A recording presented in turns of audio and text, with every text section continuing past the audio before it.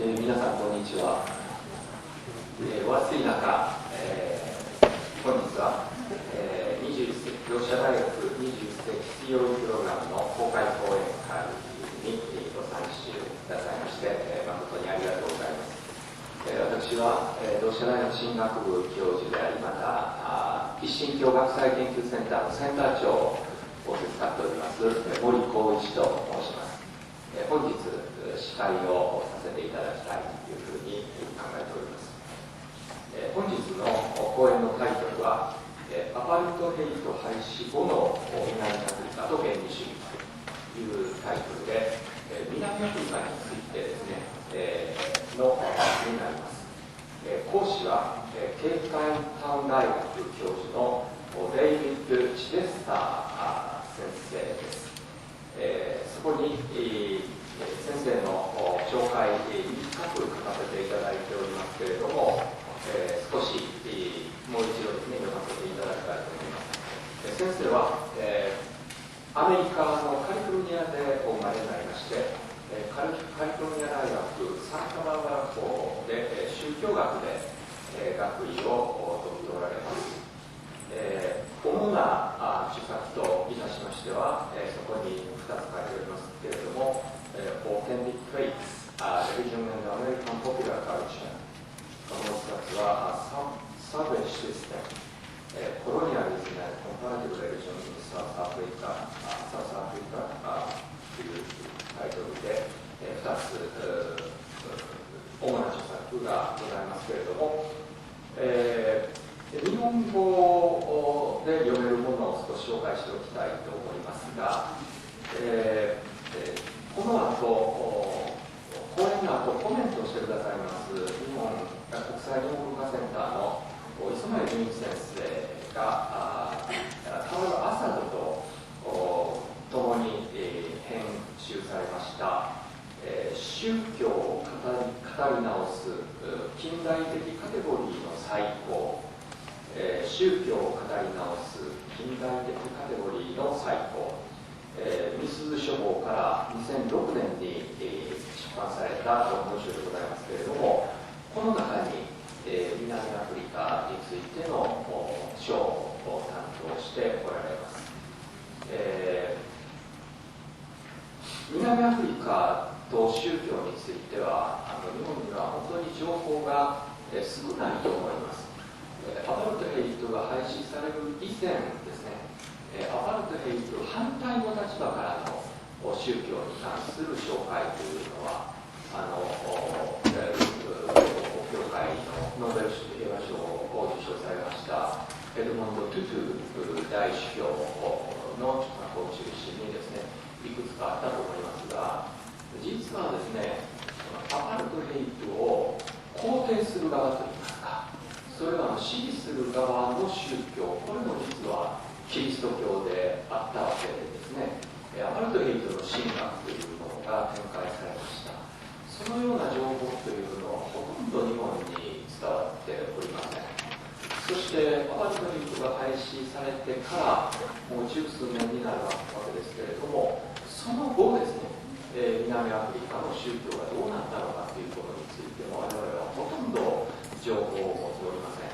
そういう点では本日の講演というのは非常に貴重な機会なのではないかというふうに考えております。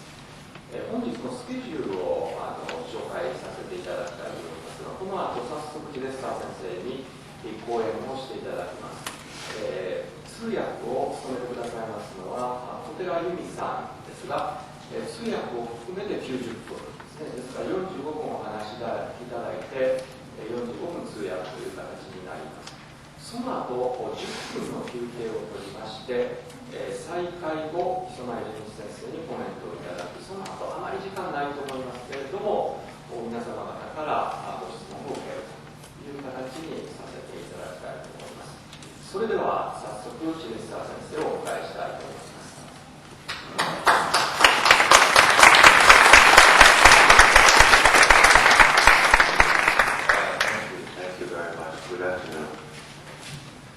It is good to be here at Donshi University for many reasons, but one personal, very close friend of was here, lecturer in English in 1960. 皆さんこんにちは。今日はこちら同志社大学に1960年にもう私を I will speak about religious fundamentalism in South Africa.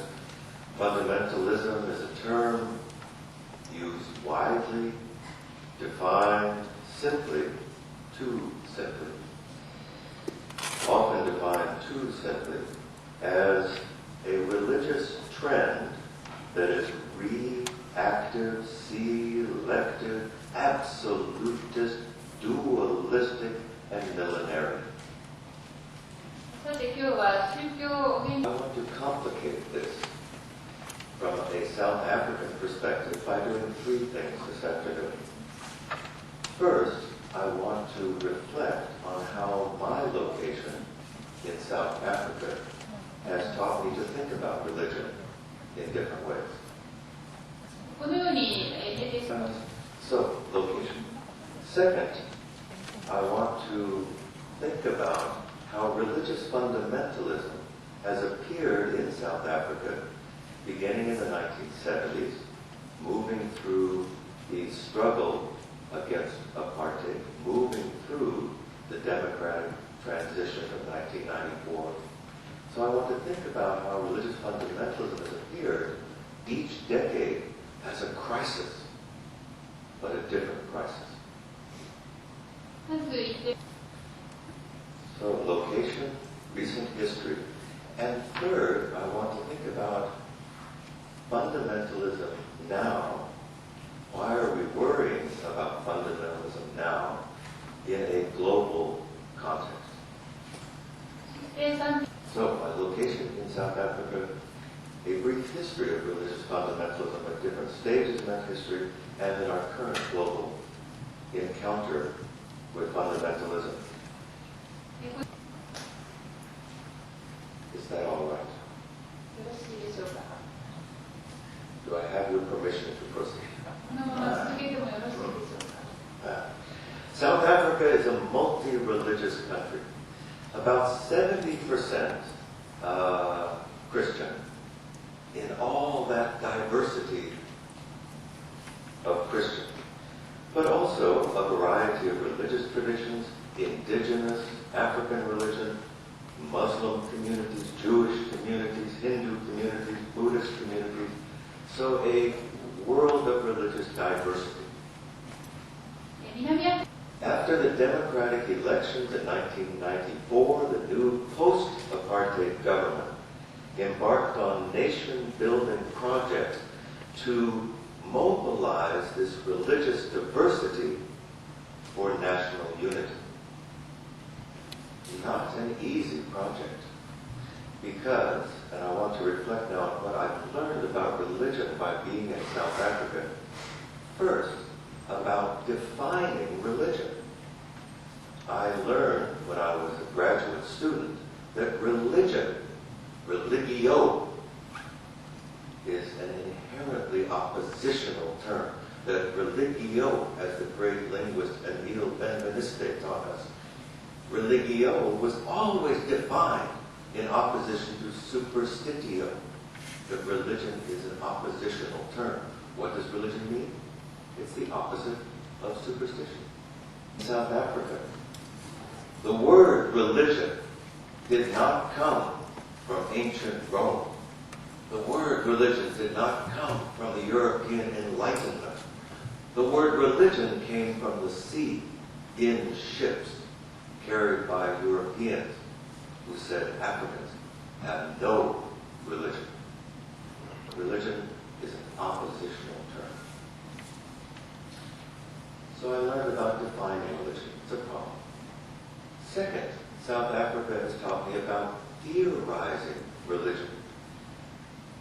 Theories of religion developed in late 19th century Victorian Britain by great theorists F. Max Muller, E.B. Tyler, Andrew Lang, James Fraser.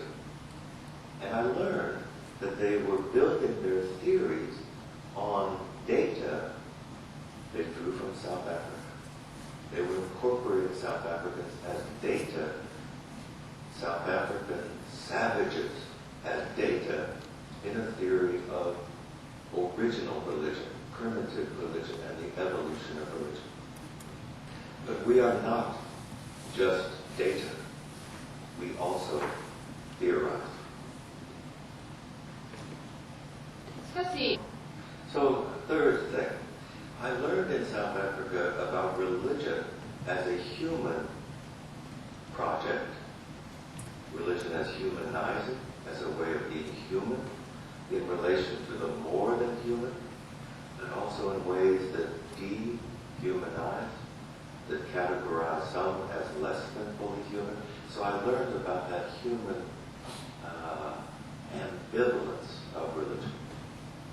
3つ目に Christianity, for example, was used by the apartheid regime, was used by the apartheid state to justify oppression and exclusion and dehumanization. But Christianity was also used by liberation movements in the struggle against oppression. So defining religion, theorizing religion, humanizing religion, these are challenges from the South African perspective. 南アフリカの観点 Fourth, I've learned about religion and nation, nationalizing religion. After 1994, South Africa, new democratic state, non-racial, non-sexist, adopted a motto: unity in diversity. Diverse people unite. Trying to draw upon all of the religions of South Africa to serve nation building. And as we will see, this is not an easy formula. Finally, I've learned about globalizing religion, global forces, and I've learned about how indigenous African religion can go global, can go all over the world. I use as an example a Zulu shaman, Credo Mutwa, who is more known outside of South Africa than in South Africa, who is famous all over the world, has authentic Zulu wisdom. In South Africa, we call him a fake, a fraud, and a charlatan. By the way, Credo Mutwa came to Japan, and he said, Zulu language is same as Japanese language. He said, in Zulu, we say, tu. ズール語でAs Japanese, これ日本語と一緒でしょという Shindo. 神道と一緒じゃないですか So, he's global fake. ということはグローバルレベルのまやかし性であるということは言えるのかもしれま So these are the things I'm interested in. せん。こうしたことに関心を持つようになります。 Humanizing religion, nationalizing religion, and globalizing religion. 宗教が We'll return to these points. 後ほど I want to take you through a brief history of South African encounters with this word, fundamentalism. Mid-1970s, first time the word fundamentalism was used in South Africa. This was during apartheid. アパル Racist state, military state. So a researcher found a group of Christians in Johannesburg who called themselves fundamentalist Christians, born-again Christians, very conservative Christians, religiously conservative. Were they also socially conservative? So the researcher applied scientific conservatism scale to these Christians. He found these fundamentalists were less militaristic, less militant, less violent. The researcher, Christopher Jones, it is interesting, he observed, that members of the Jesus movement should become less militaristic in a time when the South African mainstream ethos is one of increasing militarism. The researcher found these fundamentalists were less racially prejudiced. They were less racist. So, less militant, less racist. They were also less intolerant of others. These fundamentalists were a problem. They were a crisis. For a military state, they're less military. For a racist state, they're less racist. For an intolerant state, they're less intolerant. This is not how we talk about fundamentalists today. But these fundamentalists in the 1970s challenged the apartheid state. In the 1980s, fundamentalists, Christian fundamentalists, supported the apartheid state. In 1983, the Dutch Reformed Church withdrew support of apartheid. So apartheid. That vacuum, Christian fundamentalists from the United States of America came to South Africa to support the apartheid state. Falwell, the late Jerry Falwell, came to South Africa often to support the apartheid state, to promote his Christian fundamentalism of pro-life, pro-family, pro-moral, pro-American, pro-apartheid. Jerry Falwell called Archbishop Desmond Tutu a fake. Yeah. And Jerry Falwell defended the apartheid regime, defended South Africa as a Christian country fighting against communism.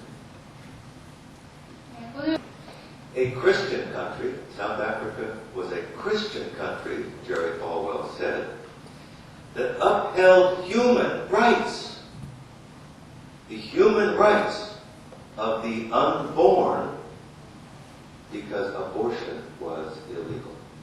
Christian fundamentalism supporting the apartheid state. Just a small note, it's at the end of the 1980s, the first emergence of Islamic fundamentalism.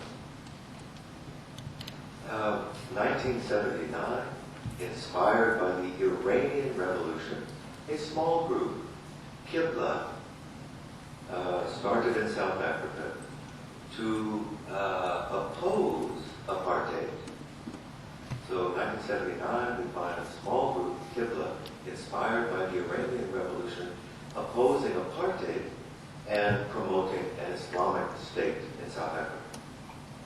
So, 1970s, fundamentalism opposed the apartheid state. 1980s, fundamentalism supported the apartheid state. Fundamentalisms, Christian and Muslim, opposed the new democratic order. 1994, first democratic elections. Religion was everywhere in campaign advertising. Extraordinary role of religion in campaign advertising. The National Congress, Liberation Movement, now political party, full-page advertisement calling for Christian social justice of the apartheid regime, full-page advertisements calling for Christian forgiveness. All religious groups, like the African Christian Democratic Party, said it's time to do it God's way. Christian Party. Right-wing Freedom Front claimed to represent the interests of concerned Christians. in defending Christian values. The Zulu Party, Inkatha Freedom Party, they did not cooperate. They entered the election very late. The election. Full-page advertisement in the newspaper, Matthew 20:16. So the last will be first. In political discourse. Islam also appearing in political discourse. We find the African Muslim Party calling on the faithful to vote. But now, Qibla, fundamentalist movement, calling on people, do not vote. Fundamentalism now, whether Christian fundamentalism or Muslim fundamentalism, was a problem for the new democratic order. Religious fundamentalism now appeared in two areas, the streets and the schools. So we find religious fundamentalism in the streets and the schools. In the streets, a new movement formed in 1996 called People Against Gangsterism and Drugs. Conservative Muslim leadership drawn from Qibla. In 1996 they said, we are going to take back the streets. So this movement, with its religious leadership, fundamentalist, conservative, religious leadership, Muslim leadership, mobilizing in the mosques, took their campaign to the streets against gangsters. Who is for gangsters? Everyone's against gangsters. Against the gangsters and the drug trade. Used military techniques in attacks against gangsters, drug sellers, and they were also accused of bombings of local restaurants and other places. Nelson Mandela, President of South Africa, in February 1999, in Parliament, spoke against Pagad. He said, what started off expressly as a campaign against gangsterism has now become a violent and murderous offensive against ordinary citizens. Nelson Mandela said, Pagad claims to be moral and God-inspired, but it has assumed the form of terrorism to undercut Cape Town's lifeline and destabilize a democratic government. Pagad said, Nelson Mandela is the problem. Nelson Mandela, Pagad said, is using our churches, our mosques, and our synagogues to try and gain support from religious leaders to back political parties that stand for ungodly laws such as abortion, prostitution, gay rights. Pagad attacked Nelson Mandela for being, and I quote, the leader of a party that has consistently and deliberately violated the laws of God. So now here, religious fundamentalism is a crisis for the new democratic state. Pagad is very small movement based in Cape Town, very small. Their website, they are huge on the internet. There's the entire globe, the world. So they were making claims on the nation in between local streets and global ummah.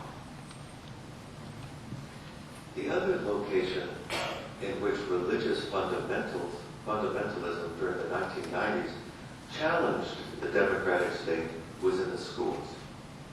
The government introduced a new policy for religion in schools that would teach about religion in ways that advance social toleration, respect, understanding, and contribute to nation building. Christian groups calling themselves concerned Christians actively opposed this new policy, drawing support from conservative, right-wing Christian groups in the United States. Many drew inspiration from Christian reconstructions in the United States to oppose this new policy.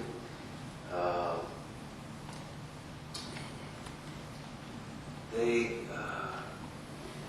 controlled the entire public debate.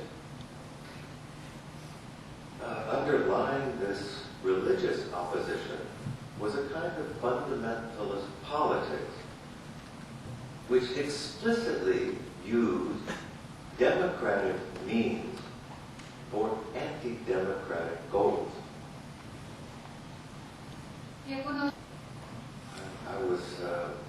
I wrote the policy, the new policy. I was involved in writing the new policy. Yeah. Oh, this was a fight. So, religious fundamentalism in South Africa, 1970s. A problem. Why? It opposed the apartheid state. Religious fundamentalism, a problem. Why? It supported the apartheid state.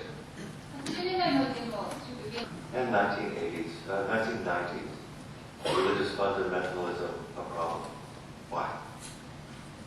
Challenging the authority, the legitimacy of a new democratic order. So, why are we worrying about fundamentalism now?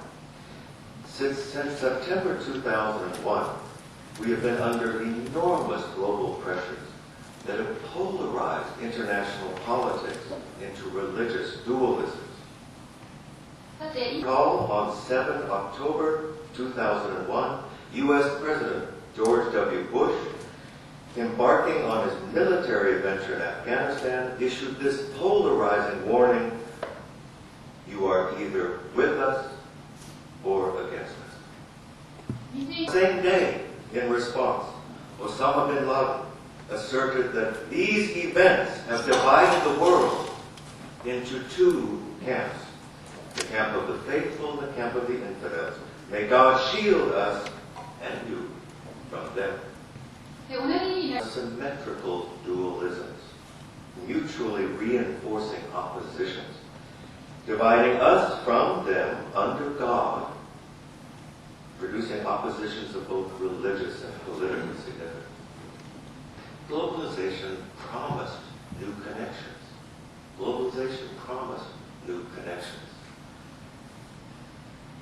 In complexity, in fluid, mobile networks with no centers or peripheries, which would enable people to overcome such polarizing opposition. Our global terrain is entrenching polarization. But we are not immune. In December 2004, a public dispute between our President Thabo Mbeki and Archbishop Desmond Tutu inspired a series of 10 installments in ANC Today on the sociology of public discourse in a democratic South Africa. Position now between Thabo Mbeki and Desmond Tutu, ANC said, all must declare where they stand. Inevitably, the question will be answered, brother and sister, whose side are you on? So, globalization promised connections. We find polarization. Us and them. Which side are you on? You are either with us or against us. So, let me, in conclusion, religion and think about fundamentalism in these 5 ways. First, as a problem of definition. We are confronted, in defining fundamentalism, we are confronted with the perennial problem of the very word religion being an oppositional term. Religion is an oppositional term. While the state has defined fundamentalism as its opposition, fundamentalists have claimed the word fundamentalism in opposition to the state. The very word fundamentalism is an oppositional term. Since 2001, the issue of defining fundamentalism in South Africa has shifted dramatically from focusing on conservative religious beliefs, in many cases religious beliefs in the Christian case, emerging from the United States, to focusing on militant political opposition, religious opposition, political opposition to the United States. We are subject in South Africa to United States review of fundamentalism and terrorism. The U.S. State Department has listed Qibla as a dangerous terrorist organization, a classification that remains in place today, even though the U.S. State Department has said, and I quote, "No Qibla activities were reported." So, fundamentalism remains an oppositional term, and in this case, Qibla remains classified as terrorists even when they do nothing. Second, in theorizing the term fundamentalism, we find that the term fundamentalism seems to play a role in contemporary thought that was filled by the primitive in 19th century evolutionary theories of religion. 19th century primitives or savages supposedly displayed superstitious survivals from human prehistory. Today, fundamentalists supposedly display superstitious survivals from the pre-modern. Theorizing fundamentalism means also theorizing the meaning and power and scope of modernity. On the one hand, modernity is rational. On the other, as Max Weber said, modernity is the disenchantment or demagification of the world. From this perspective, fundamentalism seems to be archaic survival from pre-modern magic, pre-modern enchantment. But magic lingers in the wonders of modern science and the awesome power of the modern state, which is always underwritten by political myths and rituals and the fetishism of commodities in the capitalist globalizing market economy. Fundamentalism is modern. Therefore, to theorize fundamentalism, we need to wrestle with the magic of modernity. Third, about the human dynamics of religion. What we find in so-called religious fundamentalism is a politics, a human politics, that begins with intimate politics of the body, of gender, and sexuality, and family. The self-proclaimed Christian fundamentalist Jerry Falwell began his political program with this intimate politics, opposition to reproductive choices, women's rights, alternative sexuality, and during the first decade of the 21st century, we live in a polarized political environment, but a highly charged intimate politics of gender, sexuality, and family. Many analysts have observed that religious fundamentalism is obsessed with women's bodies and male power. Politics, however, is not the distinctive creation or sole preserve of religious fundamentalism. It has been a recurring feature in the history of religions. Is the new linkages between what Michel Foucault called biopower, the regulation of embodied, gendered, and sexual humanity, and the modern state's demands for conformity and control. Is unstable. This intimate politics of the body, because they cannot control law and order, shifting foreign relations, or the mysteries and inequities of the global economy. In this respect, pre-modern fundamentalists and modern states are engaged in the same project. Intimate politics, therefore, is central not only to religious fundamentalism, but also to modern nations. My fourth conclusion, moving to the national scope of fundamentalism. Religious fundamentalism suggests that theorists of globalization who declared the death of the nation or the death of the state were premature. All predictions of the death of the nation-state within a transnational, globalizing world, religious fundamentalists have been making claims on state power, struggling to work out their national citizenship in various nations, and challenging any state's monopoly on exercising legitimate violence within or outside a territory. In all these ways, religious fundamentalists are keeping alive the national question. Scholars of religion who specialize on religious fundamentalism often identify fundamentalism as primarily a political problem. But what kind of political problem? For example, scholars recently said that fundamentalism is one of the most significant political phenomena of our time. The importance of this phenomenon only registers to the extent that religious actors have either captured a state or challenged a state.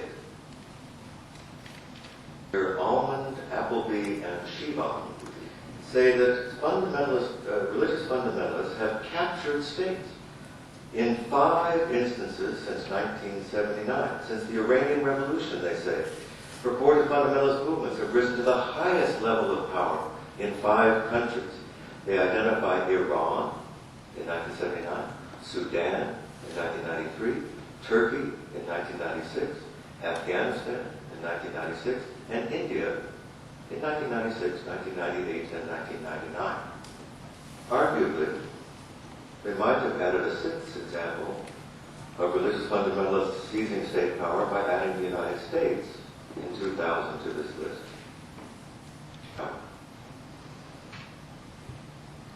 Fundamentalists are described in this literature as inherently violent. They are powerful and deadly. They engaged in campaigns in which they took up arms, plotted to destroy, assassinated, indiscriminately massacred, and gunned down their enemies. Opposition groups, of course, should not be doing any of these things, but the modern state regularly does these things.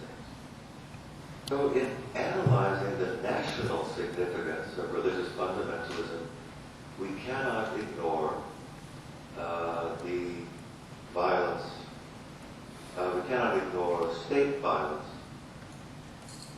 and only talk about the violence of opposition groups. In our globalizing world, religious fundamentalism registers as an obstacle to the free flows of people, technology, money, new images of human possibility, and new ideals of human solidarity. All of this global fluidity, however, is also contradicted by the unilateral and polarizing foreign policy of a U.S. administration promoting a fundamental dualism, insisting that you are either with us or against us, a dualism backed up by force. Critical analysis of the role of the United States in global fundamentalism has many followers in South Africa. According to Tariq Ali, the most dangerous fundamentalism today, the mother of all fundamentalism, is American imperialism. Our South African poet Dennis Brutus has eloquently said the same thing. Fundamentalism, he argued, contrary to the picture which the media portrays, is not so much Muslim fundamentalism as Christian fundamentalist religiosity in the United States of America. Our poet Dennis Brutus goes on to say, this religious fundamentalism is truly one of the most devastating and terrible forms of intolerance, because it demonizes anyone who objects or questions their views and interpretations, naming them heretics and trying to force them into conformity. Worrying about religious fundamentalism now in South Africa, because the term configures a crisis that is local, resonating within our national politics, within our intimate politics, but it also represents a crisis that is global, that is everywhere and nowhere, bearing religious significance, almost apocalyptic. Read these signs of the times. How do we act in relation to this 21st century American fundamentalism? In Cape Town, South Africa, an organized criminal gang call themselves the Americans. No, they're South Africans. They're not Americans. They call themselves Americans. They're gangsters. And they interpret America by its sacred symbol, the flag of the United States of America. The white stripes represent money, and the red stripes represent blood. The white stripes represent money. The red stripes represent the blood, the force, the coercion, the violence necessary to make money in the global economy. Full reading of America is very different than the reading from U.S. Undersecretary of State for Public Diplomacy, Karen Hughes, who recently said there are two missions in the world, two religious missions in the world, in this highly charged religious language, echoing Christian missionary understandings of calling and sending. Karen Hughes suggests that everyone on the planet lives within an apocalyptic moment, poised between death and life. The missions of Islamic terrorists, such as Osama bin Laden, is a mission of destruction and death. Ours, a mission of life and opportunity. Live in this globalizing environment of local understanding, polarizing opposition, in which fundamentalism is a problem of definition, a problem of theory, in this case theorizing modernity, a problem of humanity, the most intimate politics of being human, a problem of the nation and the nation state in a globalizing world, and a problem of polarization in a world of connections. I learned in South Africa. シエルサ先生、どうもありがとうございました。